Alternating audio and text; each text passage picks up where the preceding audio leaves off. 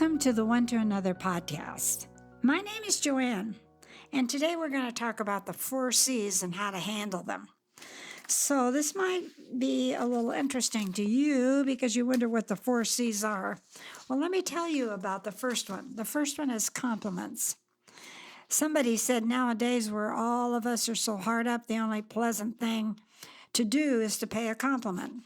Well, I have found that compliments, they are an expression of self-esteem.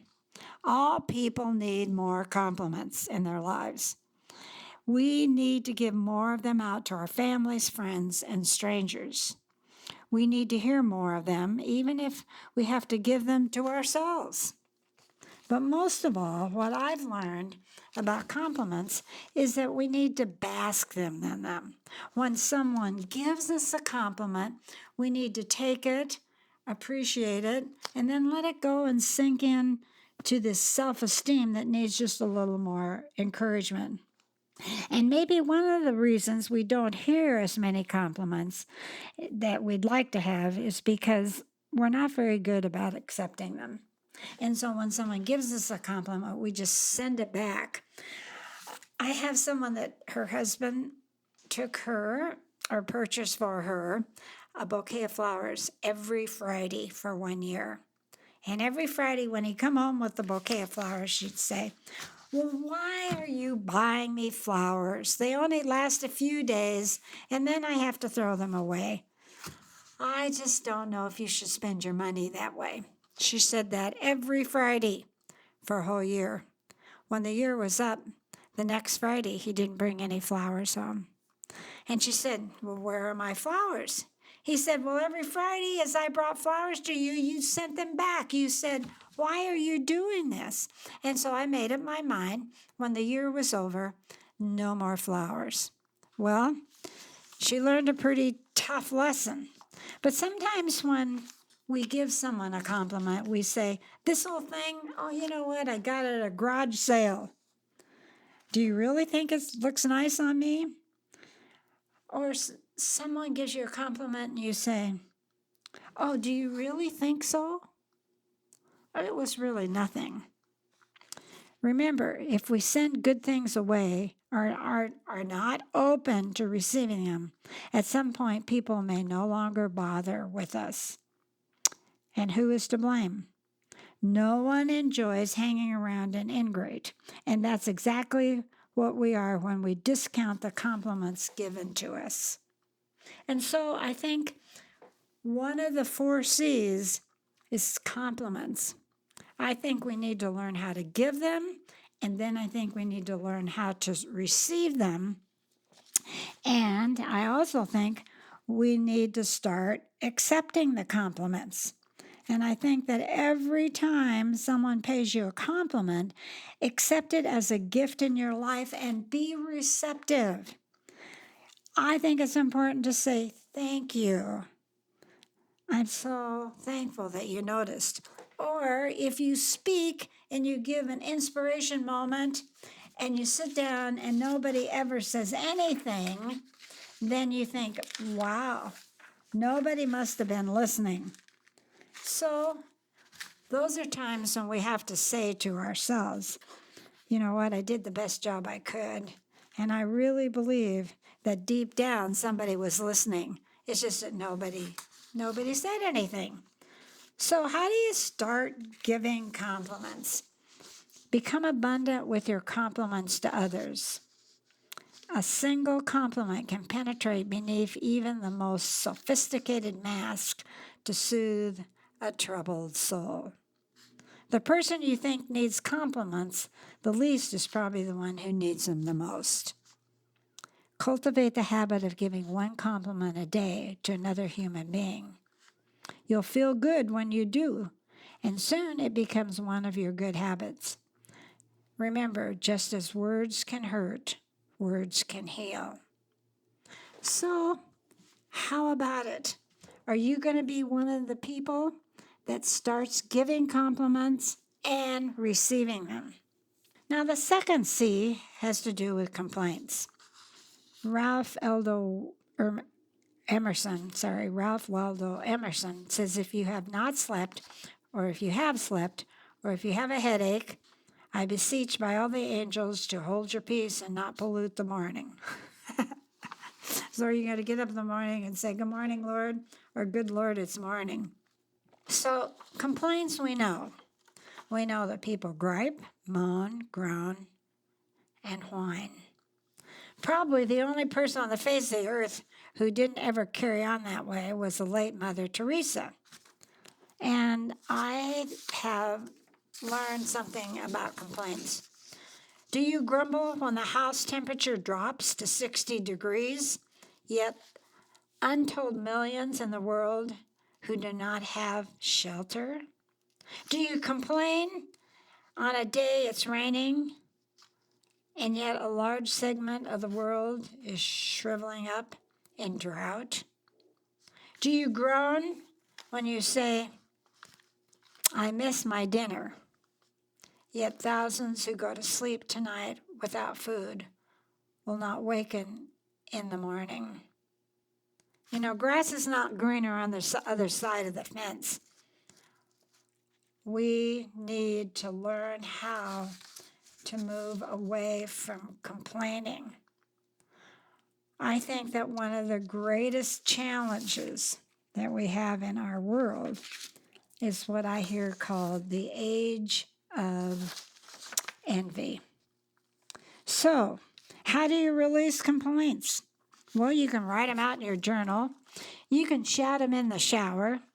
You can blow off steam as you walk. I hope you're walking by yourself. Maybe you can scream in your car as you wait in traffic. Don't scream too loud, somebody might call the police. Maybe it's learning to shrug off the petty stuff is the beginning of wisdom. Maybe finding a venting partner to release the negative feelings so that they're validated and then you let them go. So, if you're a complainer, let's talk about how we move away from complaining and begin to release them and see something good in each day. Well, the third C is comparison. Remember that each life must follow its own course, and that what happens to other people has absolutely nothing to do with what happens to me. That's what Marjorie Holmes said. In the scriptures it says, not that we have the audacity to venture to class or even compare ourselves with some who exalt and furnish testimonials for themselves. However, when they measure themselves with themselves and compare themselves with one another, they are without understanding and behave unwisely. So, comparison hurts us in profound ways. It undermines our confidence. It shuts down our flow of creativity and creative energy. Short circuits our access to God. It does when we compare. It depletes our self-esteem. Because when we compare ourselves to someone else, it says we're without understanding. And it sucks the life force from our marrow. Coveting destroys what is sacred within us. Next time you begin to covet another person's home, clothes, income or career, accomplishments, rewards, recognition, or fame, just take out a wet leather lash and beat yourself senseless. It is easier to recover from physical abuse than self-inflicted psychic brutality. So how do you move away from comparison? You bless those you secretly curse. You give thanks for others' happiness and success as much as your own. Remind yourself that there's no competition on this planet Earth. There are blessings ready for you just as soon as you're ready to receive them. The grass is not greener on the other side of the fence. Cherish each day. In the movie The Wizard of Oz, there's one thing that Dorothy says near the end of the movie. If I ever go looking for my heart's desire again, I won't look any further than my own backyard. So when we move into the place of comparison, then usually what happens is that we do get pretty negative about ourselves. I can remember one time when I was still driving a pretty old car, and a really good friend of mine had just purchased a brand new car that had air conditioning in it and all the features that I would love to have in a new car. But at that time, I was thankful that I had a car I could drive. And I remember when she drove up to my house and showed me her new car, I was thankful and very grateful to her that she trusted me enough to bring her new car and that she knew that I would rejoice with her. I would pray over her new car. I would thank God that this was such a gift to her. And I didn't stop there. I just was thankful that I had a car. And I think that when we have trouble in comparison, that we always say, well, how come I don't get this? How come I don't have that? We get ourselves in a place that is not healthy. So let's move away from comparison.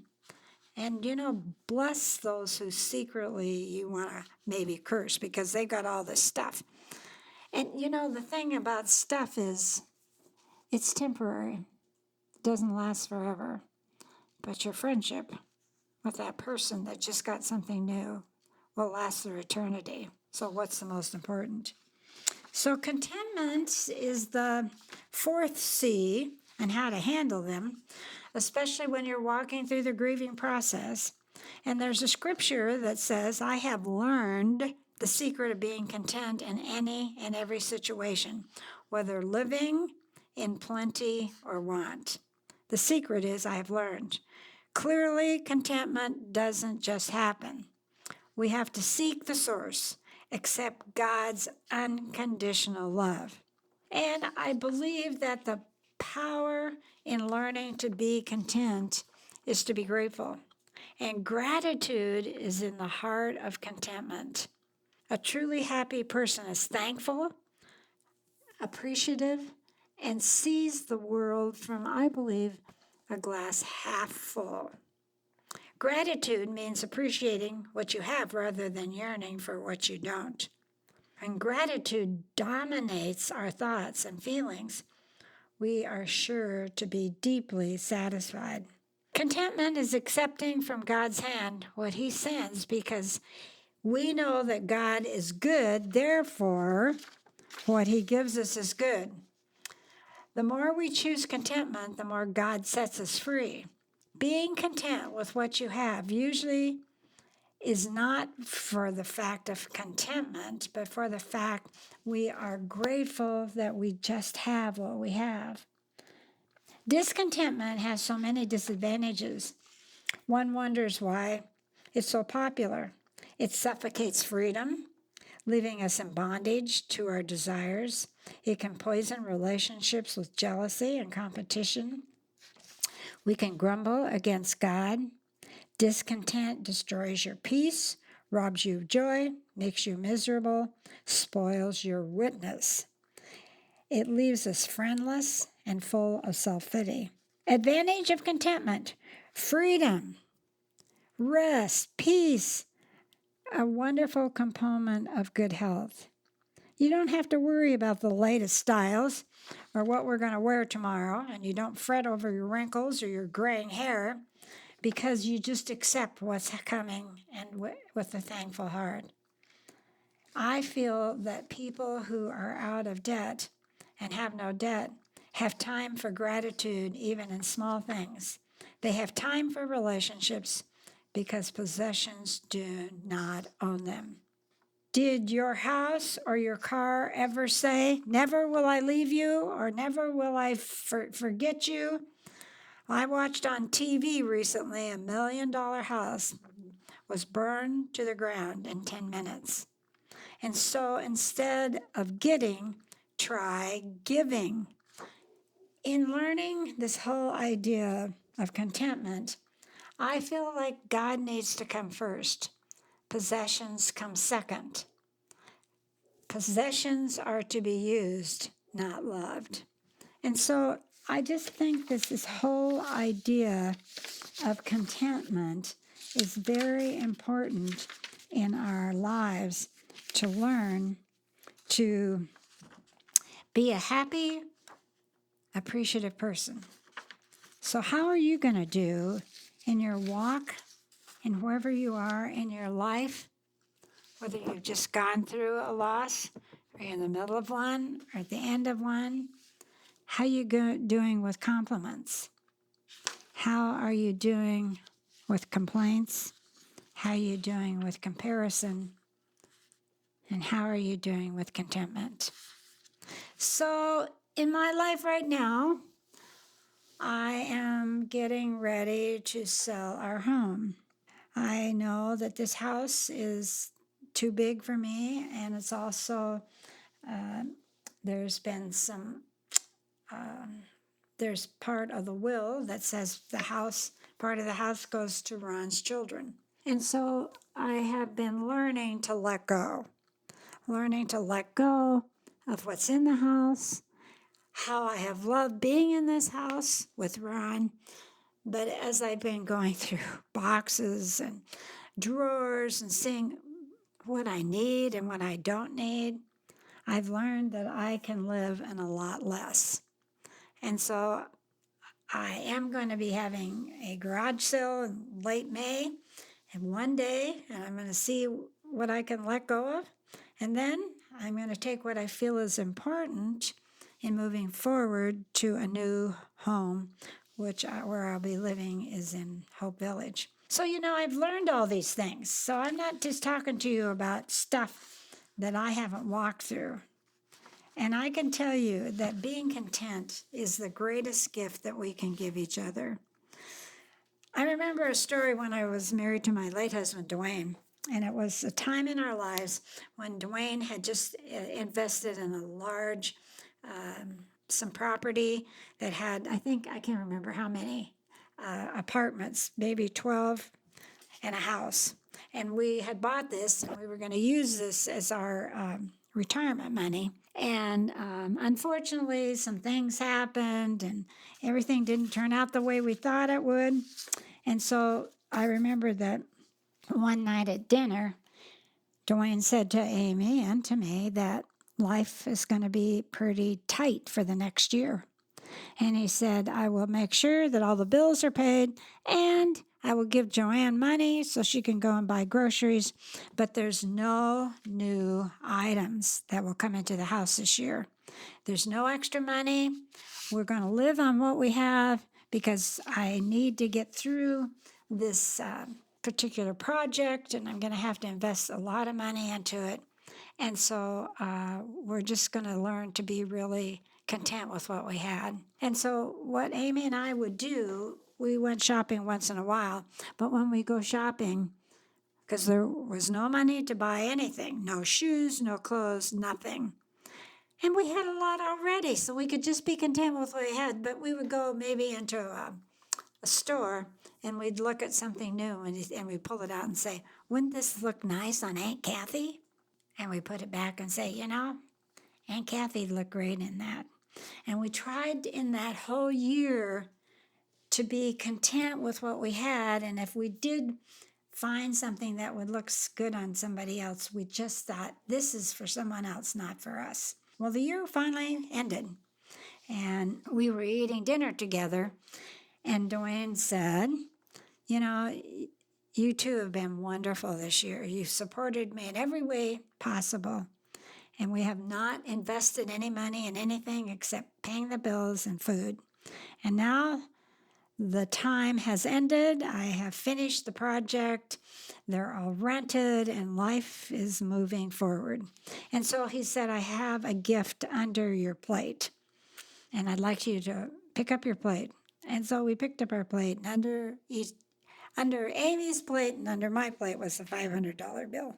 And he said, I want you to go and spend it any way you want to because you've been so diligent to support me in my project. And you know what? I think Amy went out and bought a bunch of clothes. I can't remember what I spent mine on, but it took me quite a while to spend it. But whatever we are going through, We need to remember something that Max Lucado says. You'll get through this. It won't be painless. It won't be quick. But God will use this mess for good. Don't be foolish or naive. But don't despair either. With God's help, you'll get through this.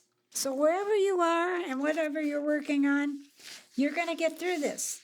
And you're going to become better and not bitter, but more appreciative and thankful for what you have. So I hope you take one step forward. If it's just a tiny step, take it and know that these 4 C's are important in your life and you can handle them and you can move forward.